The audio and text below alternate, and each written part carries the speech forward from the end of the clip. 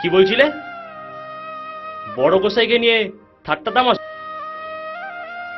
ওই যে দাওয়ায় বসে মাথায় হাত দিয়ে ঝিমোচ্ছে, কীর্তন জগতের লোকেরা এখনো তাকে খোড়া বাদশা বলে জানে।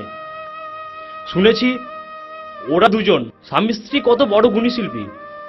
আর বাবুরাম দাস খোলবাজিয়ে অনেক মেডেল পেয়েছে। তার স্ত্রী বিজয় দাস যাত্রা নাটকের একজন গুণী শিল্পী। কোনোদিন খোঁজ নিয়ে দেখেছো কি উপায় তাদের সংসার চলছে? বাবুরাম দাস অ্যাজমা রোগী, সে উপার্জনে অক্ষম।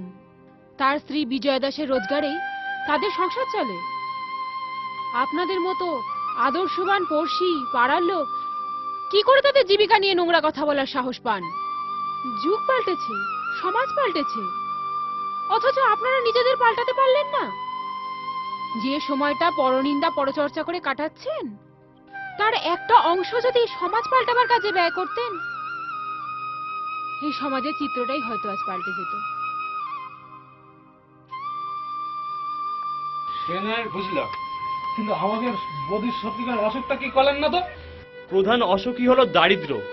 আর এই দারিদ্রতার সাথে লড়াই করতে গেলে যুগ যুগ ধরে আমাদের সোসাইটিতে যা হয়ে এসেছে, বিজয় দাসের ক্ষেত্র ঠিক তাই হয়েছে। এই সমাজের এক শ্রেণীর মানুষের লালসার শিকার হতে হয়েছে তাকে। এক শ্রেণীর মানুষ কিটা, সেটা কি আমাকে গোসাইকে বললেন? যা বলবেন খোলসা করেই বলবেন, নইলে কিন্তু। এইটাই তোমরা পারবে।